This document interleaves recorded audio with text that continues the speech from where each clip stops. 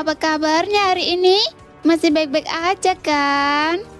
Di video kali ini kita melanjutkan cerita Donghua Battle Truck Devon. Oke, nggak usah lama-lama lagi, kita langsung aja ke ceritanya. Jelas, King Horan tahu bahwa Istana Obat sangat menyadari bahwa kartu truf terbesar Suen adalah mereka. Jadi mereka harus menangani masalah ini dengan baik. King Horan segera mengirim pesan kepada ras monster dan keluarga binatang ajaib. Setelah itu, ekspresi King Horan serius. Pertempuran ini mungkin benar-benar akan terjadi. Istana Obat, hari-hari baik kalian akan segera berakhir. Di seluruh benua Dodi, berita itu menyebar seperti api di kota Cusi. Tak lama kemudian konflik antara Istana Obat dan keluarga Xiao menyebar dengan cepat. Penghentian semua pengiriman obat oleh Istana Obat menyebabkan kegemparan di kota Cusi. Bahkan menyebabkan penutupan beberapa toko kecil. Perekonomian pasar di kota juga terdampak secara signifikan karena kelangkaan harga obat naik semakin tinggi. Dengan beberapa obat biasa dihargai selangit. Penghentian penjualan obat oleh balai obat dengan cepat menyebar dan pil-pil aliansi pedagang pun terjual habis dengan cepat. Tanpa pasokan dari aula obat, aliansi pedagang berada dalam kesulitan. Karena obat merupakan sektor yang sangat menguntungkan dan aliansi sangat menghargai margin keuntungan ini. Pemutusan pasokan mendadak oleh aula obat mengejutkan aliansi pedagang. Zhen Bufan panik, mondar-mandir di aula, bertanya-tanya apa yang sedang direncanakan aula obat. Tepat ketika ia hendak mengirim seseorang untuk bertanya, orang-orang dari aula obat datang kepadanya. Zhen Bufan duduk di kursi utama aula utama aliansi pedagang. Aula itu berkilauan dengan emas, ubin hijau dan atap merahnya tampak sangat mewah. Seluruh aula dilapisi dengan batu giok. Dan keempat bala utamanya diukir dengan berbagai binatang mistis berwarna emas yang berkilauan. Begitu nyata sehingga tampak seperti akan melompat keluar. Nuansa keseluruhan aula itu sangat mewah dan mencolok, namun siapapun tidak berani menyentuhnya dengan sembarangan. Setiap ubin lantai dan setiap genteng bernilai sangat mahal. Zhen Bufan duduk tegak di meja utama di aula tinggi. Sebuah cangkir batu giok memancarkan aroma teh yang samar. Ia membolak-balik ke halaman yang merinci kerugian dan yang diderita akibat kekurangan ramuan. Alisnya berkerut. Sesekali ia mengangkat cangkir untuk menyesap teh hangat, lalu sedikit meredakan ketegangannya. Apa sebenarnya yang dilakukan balai pil? Mengapa mereka menghentikan semua ramuan tanpa alasan? Kerugiannya cukup parah akhir-akhir ini. Zhen Bufan tidak menyadari seluk-beluk situasi ini, maupun rencana antara Zhen Zhongfu dan dua kaisar lainnya. Ia hanya peduli pada kepentingan aliansi pedagang. Ini adalah pertama kalinya balai obat mengalami kekurangan persediaan. Aliansi pedagang telah menjual semua persediaan ramuan mereka. Saat ini bahkan aliansi pedagang besar pun menghadapi kekurangan ramuan. Apalagi toko-toko kecil. Kota Cusi selalu menjual ramuan tidak hanya di dalam kota, tetapi juga memasok dalam jumlah besar ke kota-kota sekitarnya. Kekurangan mendadak ini telah menyebabkan kegemparan besar. Pertama di kota Cusi dan kemudian di kota-kota kecil lainnya. Lagi pula banyak sekali kultivator di benua Dodi dan banyak sekali orang yang mengandalkan ramuan untuk berkultivasi. Ramuan adalah barang habis pakai yang penting bagi para prajurit yang mengandalkan pertempuran untuk bertahan hidup. Tanpa persediaan, banyak situasi menjadi sangat tidak menguntungkan, bahkan membahayakan nyawa orang yang tidak bersalah. Dan pengaruh ramuan jauh melampaui sekadar keuntungan dan ekonomi, bahkan mempengaruhi kehidupan manusia. Tiba-tiba serangkaian langkah kaki yang nyaring bergema di aula aliansi pedagang yang sebelumnya sunyi. Seorang pemuda berpakaian aliansi pedagang dengan cepat menghampiri Zhen Bufan, membungkuk hormat dan menyapanya. Pemimpin aliansi, seseorang di luar meminta pertemuan. Zhen Bufan tetap bergeming setelah mendengar ini. Saat ini ia sedang kewalahan dengan pekerjaan dan tidak tertarik bertemu siapapun. Setelah jeda yang lama, Jen Pufan pelan mengangkat kepalanya, melirik bawahannya di bawah, lalu berbicara dengan santai. Siapa itu? Jika tidak penting, suruh mereka pergi. Jen Pufan agak tidak sabar. Orang yang datang melapor segera menjawab. Itu seseorang dari Aula Obat. Dia mengaku sebagai pemimpin aliansi Aula Obat. Dia ingin menemui Anda. Jawaban bawahan aliansi pedagang itu membuat Jen Pufan yang sedari tadi merutkan kening dan melihat-lihat buku rekening, tiba-tiba mengangkat kepalanya. Ia melototi bawahannya yang langsung gemetar dan bertanya-tanya. Apa yang dipikirkan tuannya? Ia takut nyawanya akan melayang dalam sekejap mata. Orang-orang dari balai obat, kenapa mereka datang mengetuk pintu kita? Awalnya saya pikir balai obat melakukan ini untuk meningkatkan keuntungan mereka. Dan mereka seharusnya menunggu orang lain datang meminta bantuan. Rasanya agak tidak masuk akal kalau mereka datang kepada saya atas inisiatif mereka sendiri. Jen Pufan segera menganalisis. Hal baik tidak datang mengetuk pintu. Seseorang datang kepada kita atas inisiatifnya sendiri, jelas bukan hal yang baik. Dalam situasi ini, hak pasokan ada di tangan balai obat. Dilihat dari situasi saat ini di kota Cusi, balai obat telah mencapai hasil yang diinginkan. Kali ini mereka benar-benar bisa memeras aliansi pedagang. Seharusnya mereka tidak datang kepadanya atas inisiatif mereka sendiri. Jen Pufan berpengalaman dan berpengetahuan luas. Dunia bisnis seperti medan perang. Dia telah melihat terlalu banyak. Dia selalu berpikir balai pil berhenti memasok barang hanya untuk mendapatkan lebih banyak keuntungan. Tetapi karena balai pil datang kepadanya atas inisiatif mereka sendiri, sepertinya semuanya tidak sesederhana yang dipikirkan Jen Pufan. Turun dan undang dia masuk. Jen Pufan berpikir sejenak lalu memberi isyarat kepada pemuda aliansi pedagang. Pemuda aliansi pedagang itu buru-buru mengangguk, berdiri dan segera mundur. Apakah Istana Obat melakukan ini untuk mendapatkan dukungan saya? Atau untuk menjaga aliansi pedagang tetap netral? Jika mereka benar-benar berniat berperang dengan keluarga Sio, mereka bersedia membayar harga setinggi itu. Jen Pufan telah mendengar tentang tindakan Istana Obat baru-baru ini dan telah mendiskusikannya dengan Kaisar Jen Zhongfu. Ia tidak menyangka akan mendapat reaksi sekuat itu dari Istana Obat. Namun Jen Pufan segera menyadari bahwa ia hadir dalam diskusi tiga kaisar. Semua ini terasa sulit dipercaya baginya. Istana Obat benar-benar telah jatuh ke dalam jebakan. Jadi begitu.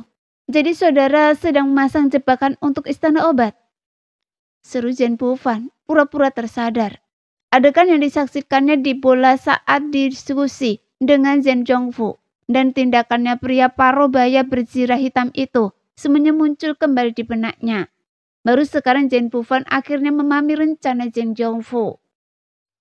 Pada saat ini di dalam aula seorang pria berjubah Istana Obat dengan karakter obat emas besar terpampang di bagian belakang jubahnya, memancarkan aura yang mengesankan.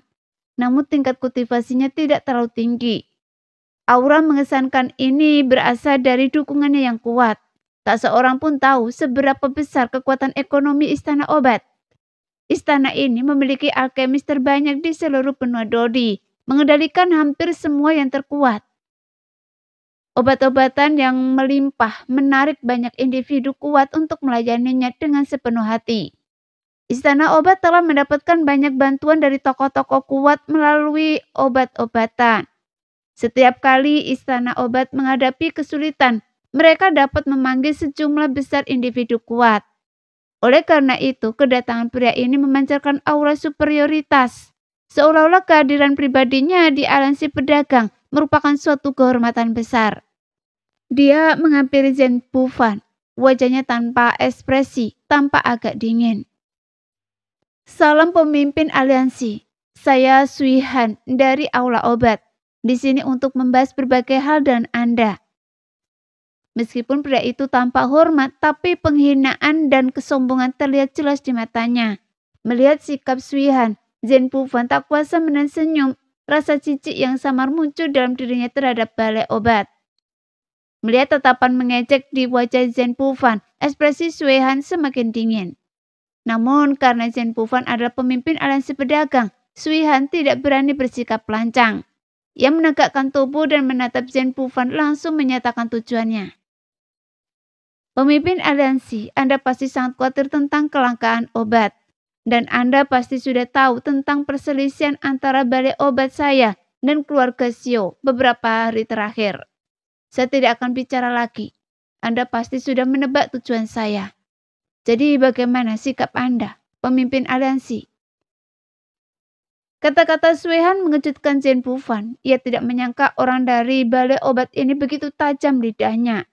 Zhen Pufan awalnya ingin menyelidiki niat Sui Han, tetapi Sui Han sepertinya sudah tahu apa yang dipikirkannya dan langsung menyatakan alasannya. Zhen Pufan tertegun sejenak, lalu tiba-tiba tertawa. Namun sesaat kemudian matanya tiba-tiba dipenuhi niat membunuh saat ia menatap tajam ke arah Sui Han. Jadi, Anda pikir saya tidak bisa membunuh Anda sekarang hanya karena ucapan Anda? Saya tahu Anda di sini mewakili balai obat, tapi Anda bukan kepala balai. Kalau saya membunuh Anda, balai obat Anda tak akan berani berbuat apa-apa pada saya. Balai obat tak akan repot-repot melawan aliansi pedagang demi orang yang masih pemula seperti Anda, bocah. Jadi jaga mulut Anda. Kata-kata Sui Han langsung membuat Zhen Pufan murka. Zhen Pufan bukan hanya memimpin aliansi pedagang, tetapi juga memiliki kekuatan Dodi Bintang 8. Baik di pasar maupun di medan perang, aliansi pedagang tak takut pada balai obat. Tapi cara bicara Sui Han membuatnya sangat kesal. Balai obat saya! Sui Han tetap tak bergerak dan hendak berbicara ketika udara tiba-tiba bergetar. Wajah Zhen Pufan memucat, urat-urat di pelipisnya menonjol dan ia menggertakkan gigi. Berlutut! Suara Zhen Pufan tidak keras, tetapi cukup menggema di seluruh penjuru. Tekanan dahsyat langsung menekan dari segala arah, dan Sui Han langsung berlutut di depan Zhen Pufan dengan bunyi gedebuk. Memuntahkan seteguk darah. Matanya merah, nafasnya memburu, dan ekspresinya dipenuhi keheranan. Baru kemudian ekspresi Sui Han menunjukkan sedikit kepanikan. Ia tak pernah menyangka pemimpin aliansi pedagang akan memiliki aura sedahsyat itu. Ia mengira Zhen Pufan hanyalah seorang pengusaha yang mengutamakan keuntungan. Selama keuntungan dipertaruhkan, ia tak seharusnya melakukan apapun pada balai obat, apalagi padanya. Awalnya ia ingin mengintimidasi Zhen Pufan dengan auranya yang mengesankan dan mencoba mencari tahu sikap aliansi pedagang terhadap balai obat. Tetapi ia tak menyangka Zhen Pufan tak hanya akan menunjukkan rasa hormatnya, tetapi juga menunjukkan kekuatannya secara langsung, yang hampir merenggut nyawanya. Sekarang organ-organ internal Sui Han terluka parah akibat guncangan tersebut, dan ia terengah-engah. Butuh waktu lama untuk pulih. Nafasnya lemah, tetapi Sui Han masih menggetarkan gigi dan tak bersuara. Dia berasal dari aula obat dan memang seorang alkemis. Dia mengeluarkan segenggam pil dan terus-menerus menjejakkannya ke dalam mulutnya. Setelah menelan segenggam besar pil, raut wajahnya sedikit membaik. Zhen Pufan duduk di atasnya, menatap Sui Han dengan ekspresi acuh tak acuh. Kemudian Zhen Pufan tiba-tiba tersenyum. Raut wajahnya melembut saat menatap Sui Han. Nama Anda Sui Han kan? Saya akan mengingat Anda. Sampaikan salam saya kepada master istana Anda. Juga beritahu dia bahwa saya perlu mempertimbangkan masalah ini. Keuntungan dari obat sangat penting bagi aliansi pedagang saya. Tetapi jangan berpikir Anda bisa memanipulasi aliansi pedagang saya sesuka hati hanya dengan bertukar keuntungan. Aliansi pedagang saya tidak seburuk itu. Zhen Pufan mencibir. Tindakan istana obat telah lama membuat Zhen Pufan tidak senang. Tentu saja Zhen Pufan juga tahu bahwa tindakan istana obat hanyalah upaya untuk memaksa aliansi pedagang agar berpihak pada mereka. Istana obat sangat menyadari bahwa dalam perang melawan Xiaoyan ini, selain perbedaan kekuatan, kesenjangan ekonomi juga berdampak besar pada keseluruhan perang. Jika aliansi pedagang terus memasok keluarga Shio tanpa batas waktu, bahkan jika istana obat memenangkan perang ini, itu akan menjadi kemenangan sia-sia. Dan kemenangan sia-sia yang sama saja dengan kekalahan. Harga yang dibayarkan setelah pertempuran berdarah itu terlalu tinggi. Balai Obat harus mengerahkan upaya yang tak terhitung jumlahnya untuk menghancurkan klan Obat, agar dapat berdiri kokoh di benua Dodi. Seiring waktu, Balai Obat perlahan-lahan tumbuh lebih kuat dan kini memiliki pengaruh yang luas. Kekuatan Balai Obat baik dari segi kekayaan maupun kekuatan kultivasi termasuk yang terbaik di benua Dodi. Namun kemunculan keluarga Shio mematahkan situasi ini, atau lebih tepatnya kemunculan Shoyen. Kekuatan keseluruhan keluarga Shio sebanyak bulu sapi di antara berbagai kekuatan di benua Dodi. Di mata kekuatan-kekuatan besar itu bukan apa-apa. Namun apa yang tidak diketahui orang lain, Balai Obat tahu betul. Sun Er telah dipenjara oleh Danyan selama 1000 tahun. Dan Shoyen berani datang ke Balai Obat sendirian untuk menuntut kebebasannya. Keberanian dan keberanian ini benar-benar tak tertandingi di benua ini. Keyakinan seperti itu tidak datang begitu saja. Kemudian, bahkan leluhur klan monster bintang 9 pun maju untuknya, termasuk klan iblis darah di belakangnya.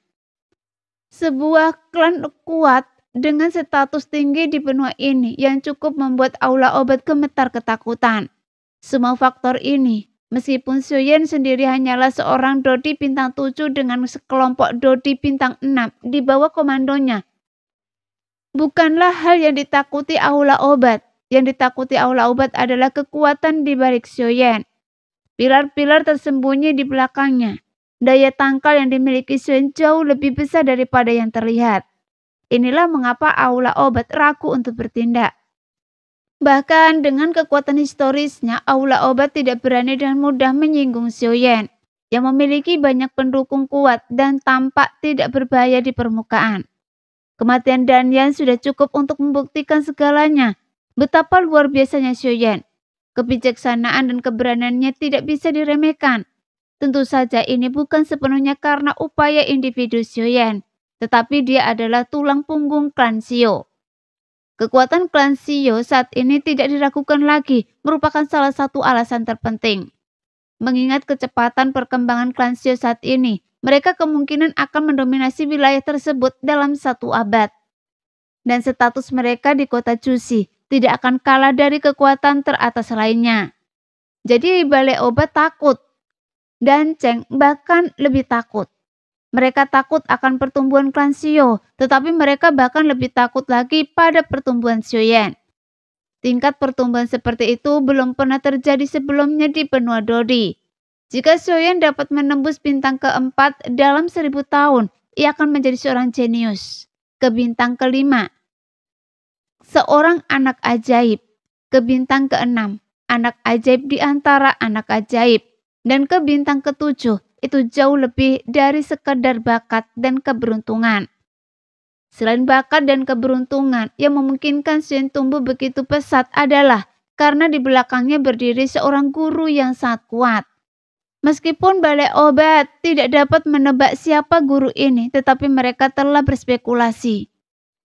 Balai Obat telah mengirim orang untuk bertanya, dan bahkan aliansi bayangan tidak memiliki informasi apapun tentang apakah Shoyen memiliki ahli yang tak tertandingi di belakangnya. Tapi ini tidak mengejutkan. Bahkan di dalam keluarga Shio tidak ada yang tahu. Bahkan dengan jaringan intelijen aliansi bayangan yang kuat, jika Shoyen benar-benar memiliki ahli yang tak tertandingi untuk mendukungnya, tak ada kekuatan atau kecerdasan yang mampu mendeteksinya. Tak seorang pun kecuali Shoyen yang tahu.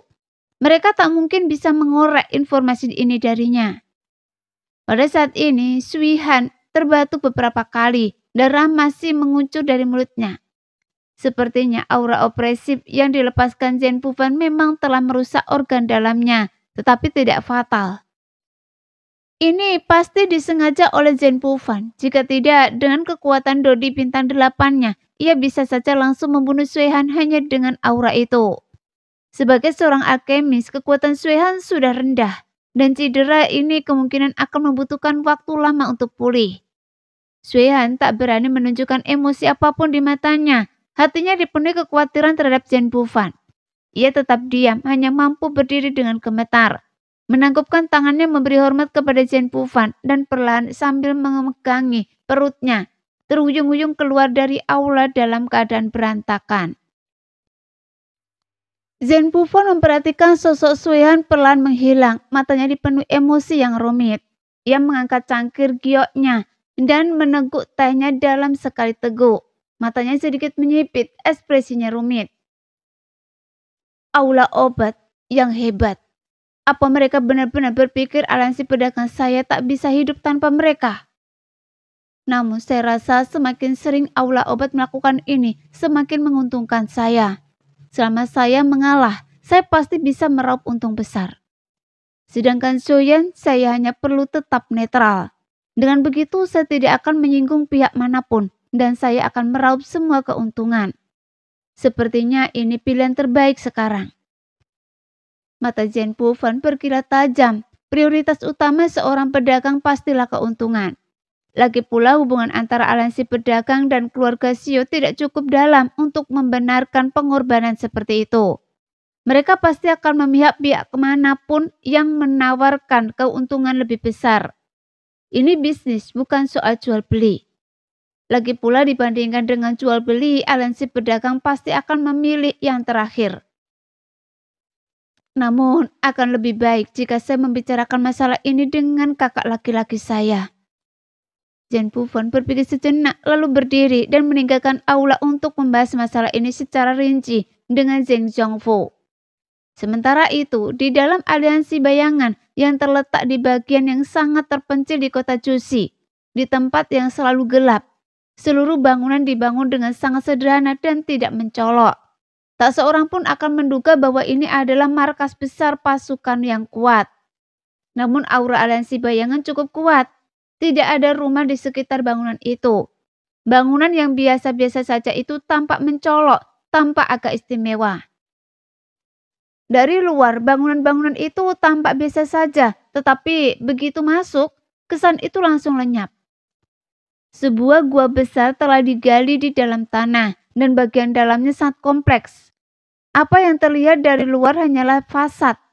Lokasi sebenarnya berada di bawah tanah. Seluruh permukaannya cekung seperti istana bawah tanah, tetapi umumnya tidak terlihat karena tersembunyi oleh bangunan luar. Di tengah gua besar itu berdiri sebuah pilar besar yang mengarah langsung ke kedalaman bumi. Di sekeliling gua terdapat rumah-rumah yang berdempetan dibangun dengan dinding tanah. Sebagian besar bangunan berwarna hitam. Meskipun beberapa lampu yang tersebar menambah suasana mencekam, keheningan begitu pekat. Bahkan suara manusia pun jarang terdengar, membuatnya tampak seperti gua hantu. Skalanya sangat besar, mampu menampung ratusan ribu orang. Tak seorang pun tahu kedalamannya, seolah-olah mengarah ke dasar bumi. Di samping struktur-struktur yang menyesakkan ini, rantai-rantai yang tak terhitung jumlahnya meliuk-liuk di dalam gua. Rantai-rantai ini luar biasa tebal, saling terkait dan akhirnya mengarah ke pusat. Di persimpangan, sosok-sosok dengan berbagai ukuran dapat dilihat. Semuanya tampak terikat erat oleh rantai, tak bergerak dan keberadaan mereka tak berbedakan. Seluruh gua hantu dipenuhi dengan sosok-sosok yang dirantai ini. Setiap sosok diikat oleh rantai merah, karena semuanya gelap, warna merahnya sangat mencolok. Setiap rantai menancap jauh ke dalam bumi dan melihat ke bawah tepat dari atas gua hantu. Orang dapat melihat rantai merah yang tak terhitung jumlahnya membentang menuju gua yang tak berujung. Seolah-olah iblis-iblis yang tak terbayangkan terhubung di ujung-ujung rantai ini dan keberadaan sosok-sosok ini memeliharanya. Di suatu tempat di dalam gua hantu ini, di ruang yang luas dan terang benderang, memantulkan segala sesuatu yang berjalan di atasnya, dan juga dari atas seperti dua cermin.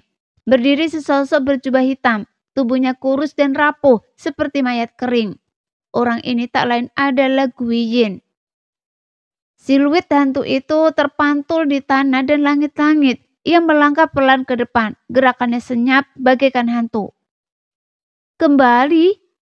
Sebuah suara seram menggema di angkasa, bagaikan roh dari neraka, bergema di permukaan cermin. Saat suara itu terdengar, sepasang mata perlahan terbuka di ruang yang gelap dan dalam. Mata biru yang menyeramkan itu tampak sangat besar di angkasa, bagaikan mulut sumur kuno. Sulit membayangkan bagaimana ruang cermin yang begitu sempit bisa menampung monster bermata sebesar itu. Hantu itu berdiri di sana, menghadapi suara seram yang seolah berasal dari neraka. Ia tidak menjawab, melainkan berdiri dengan tenang. Tatapannya bertemu dengan mata biru yang menyeramkan itu. Apa? Dilihat dari ekspresi Anda gagal. Guyin, Anda adalah salah satu pembunuh bayaran terbaik di aliansi bayangan. Sementara Soyan hanyalah seorang do di bintang 7. Beri saya alasan mengapa percobaan pembunuhan Anda gagal. Suara mengerikan itu terdengar lagi penuh celaan. Mata yang sama besarnya dengan lubang-lubang di mata itu tiba-tiba melebar. Dan dua bola api biru berubah menjadi dua anak panah tajam yang melesat ke arah Guiyin dengan suara wush. Guiyin berdiri terpaku di tempatnya, wajahnya hanya dengan satu mata yang terlihat, tanpa ekspresi. Tepat ketika anak panah yang terbentuk dari api biru hendak mengenainya, mata Guiyin sedikit bergetar dan kedua anak panah itu tiba-tiba berhenti di hadapannya, lalu menghilang. Namun Guiyin tetap diam, tetapi perlahan mengangkat tangannya. Telapak tangannya yang layu benar-benar berbeda dari sebelumnya, seolah-olah langsung terkuras habis.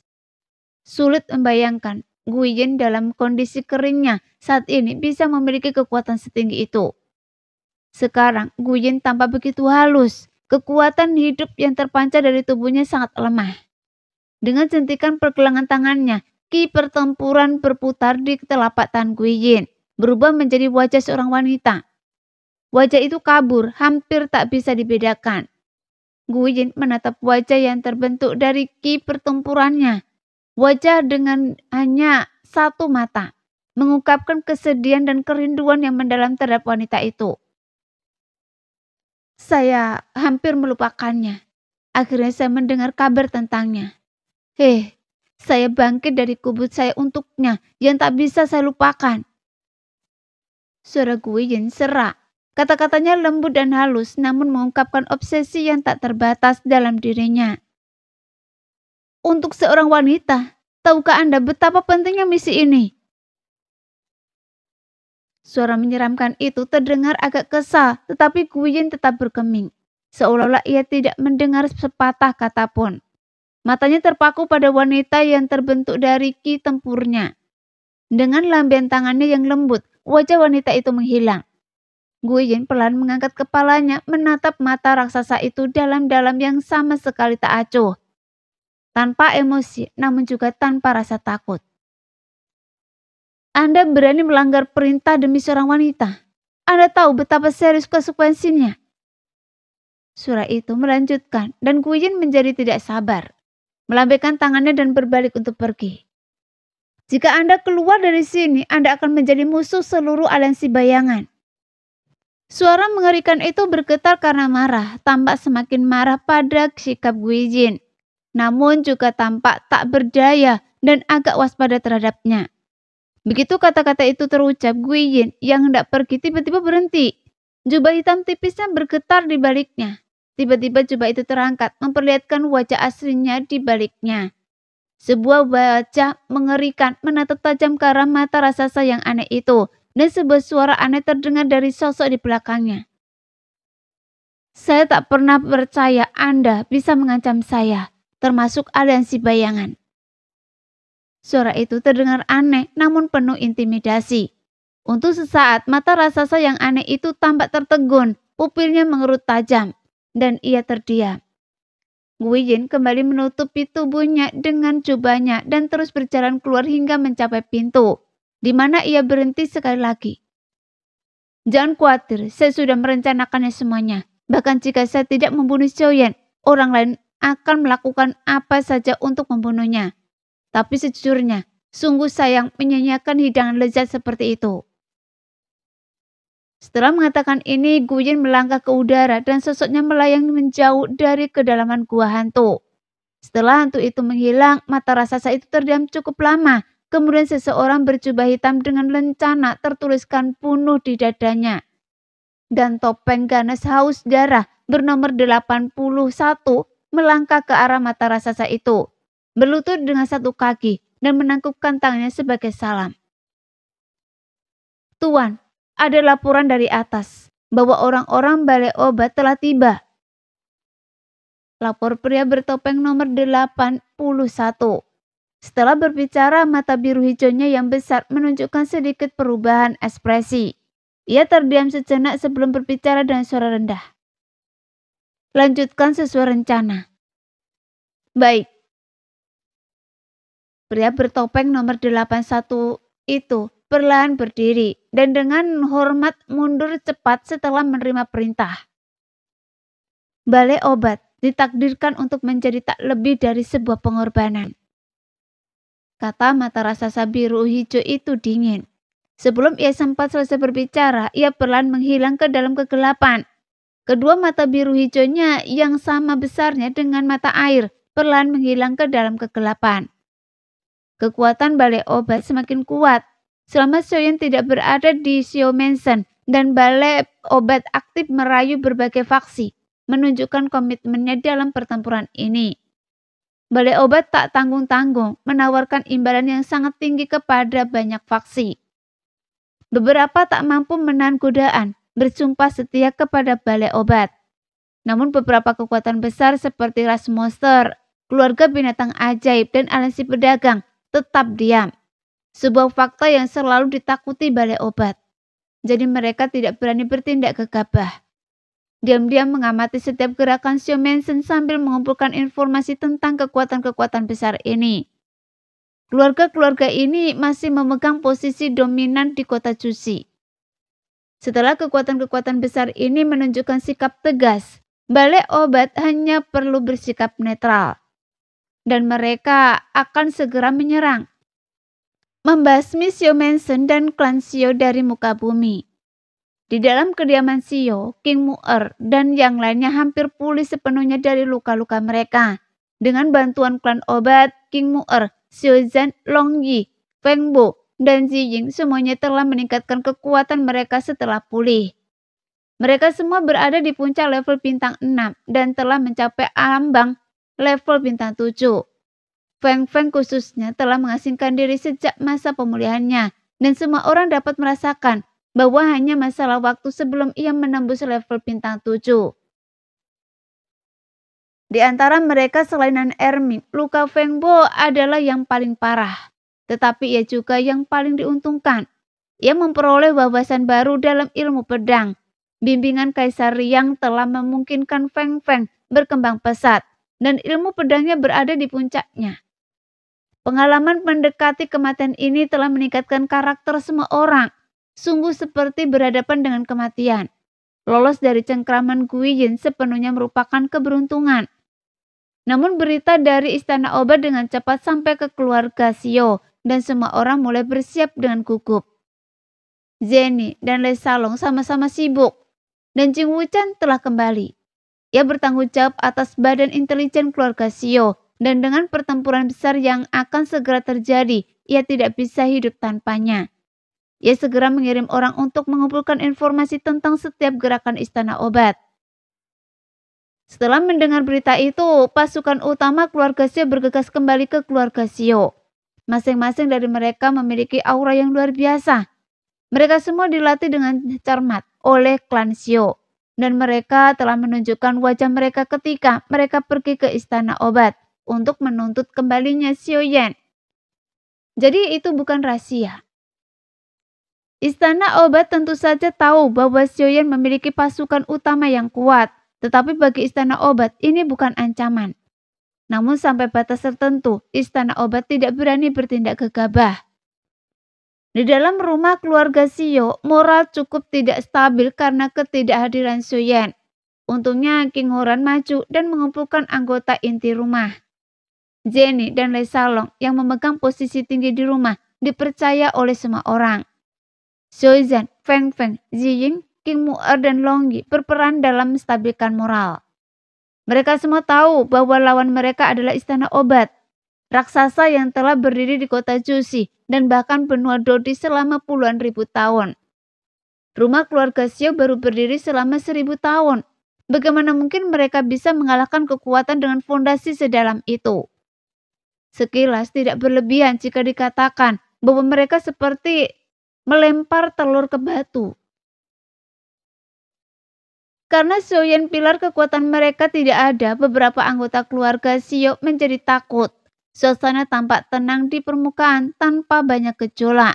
Tetapi semakin tenang tampaknya, semakin besar masalahnya.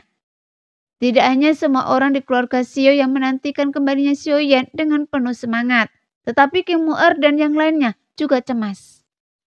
Dengan King Horan yang saat ini bertanggung jawab, Balai Obat tidak akan berani bertindak gegabah dalam jangka pendek. Dan Kaisar Iblis juga ada di sana untuk sementara menstabilkan moral keluarga Xiao. Namun jika Xiaoyan tidak kembali untuk waktu yang lama, ini tentu bukan solusi jangka panjang. Di halaman keluarga Xiao, King Horan dan tetua keempat duduk di meja giok, berpegangan tangan dan menyentuh teh. Aroma teh memenuhi udara, sepenuhnya menutupi pertempuran yang akan datang. Tetua keempat, pertempuran ini kemungkinan akan menjadi yang paling brutal dalam ribuan tahun. Desak King Horan mengambil secangkir teh. Uap putih mengepul dari cangkir, aroma teh yang ringan dan menyegarkan tercium di udara, membuat orang merasa rileks dan bahagia. Tetua keempat mendesah pelan, bingung harus berkata apa. Situasi terus berubah. Entah keluarga Xiao atau istana obat yang memenangkan pertempuran ini, dampaknya akan sangat besar bagi seluruh kota Jushi. Perubahan situasi ini memang pedih, namun bukan hal yang jarang terjadi sepanjang sejarah. Istana obat selalu memegang posisi tinggi, dan meskipun keluarga Xiao berusaha untuk tidak mencolok, mereka berulang kali menjadi sasaran. Xiaoyan masih belum menyadari bahwa ia jelas-jelas telah mengampuni Danyan. Namun, ia telah meninggal secara misterius. Istana obat pasti akan meminta pertanggungjawabannya. Bukan hanya istana obat, tetapi sangat sedikit orang yang tahu cerita di baliknya. Semua orang percaya bahwa Xian telah membunuh Danyan dan sengaja meninggalkan mayat yang terbakar seolah-olah untuk pamer. Bagi orang luar, mayat itu memang tampak seperti terbakar oleh api surgawi. Bahkan King Horan, sebelum mendengar Mu'er menyebutkan hal ini, percaya bahwa Xiaoyan telah membunuh Danyan. Baru kemudian ketika King Mu'er dan yang lainnya menyebutkan bahwa Xiaoyan memang telah menyelamatkan nyawa Danyan, barulah hal itu menjadi jelas. Namun kata-kata saja tidak cukup sebagai bukti. Istana obat memiliki bukti yang tak terbantahkan. Identitas pembunuh Danyan tetap menjadi misteri. Pria parubaya berzirah hitam dari pihak kaisar manusia telah muncul. Begitu pula Guiyin. Namun sudah pasti bahwa kematian terakhir Danyan termasuk penampakan yang dipentaskan dengan dibakar sampai mati oleh api surgawi. Tak terpisahkan dari keduanya. Tetapi bahkan jika Xiaoyan kembali dan menjelaskan kepada istana obat, akankah mereka mempercayainya? Sekalipun istana obat mengakui bahwa Xiaoyan tidak membunuh Danyan, kematian Putri Danceng dan Bingyan dan Danding tetap terlihat. Perseteruan antara keluarga Xiao dan istana obat telah lama terjalin dan tak pernah bisa terselesaikan. Setelah mencapai titik hidup dan mati, jadi satu pihak pasti akan muncul sebagai pemenang. Tetapi apakah itu keluarga Xiao atau istana obat masih belum pasti. Dalam hal kekayaan dan kekuatan, istana obat jauh melampaui keluarga Xiao. Meskipun istana obat tidak memiliki Dodi bintang 9 di belakangnya. Fondasinya di benua Dodi terlalu dalam. Berdasarkan hal ini saja, keluarga Xiao tidak memiliki peluang untuk menang. Namun King Horan bisa duduk di sini dengan tenang minum teh dan mengobrol. Tentu saja ia memiliki sedikit kepercayaan diri. Istana obat memiliki Dodi bintang 9. Tentu saja Xiaoyan juga memilikinya. Hanya saja istana obat tidak menyadari bahwa kekuatan-kekuatan besar ini telah diam-diam merencanakan untuk membagi keuntungan besar yang mereka monopoli dalam industri obat benua Dodi. Istana obat sekarang tanpa sadar ditarik ke dalam perangkap selangkah demi selangkah. masih berpikir bahwa mereka memegang kunci kemenangan. Setelah Suen kembali, saatnya untuk menghabisi ikan besar ini. Saya sudah memberitahu klan binatang iblis untuk segera memberitahu Xiaoyan agar kembali. King Horan menatap langit, angin bertiup kencang dan awan berputar-putar. Suasananya sunyi senyap, seolah-olah badai sedang terjadi. Kota Jushi akhir-akhir ini terasa sangat tenang. Beberapa kultivator kuat yang belum pernah muncul di dunia juga merasakan sesuatu yang tidak biasa. Ini pertanda badai. Dunia akan segera berubah. Sekian dulu cerita kali ini. Kita lanjut lain hari ya guys ya. Bye-bye.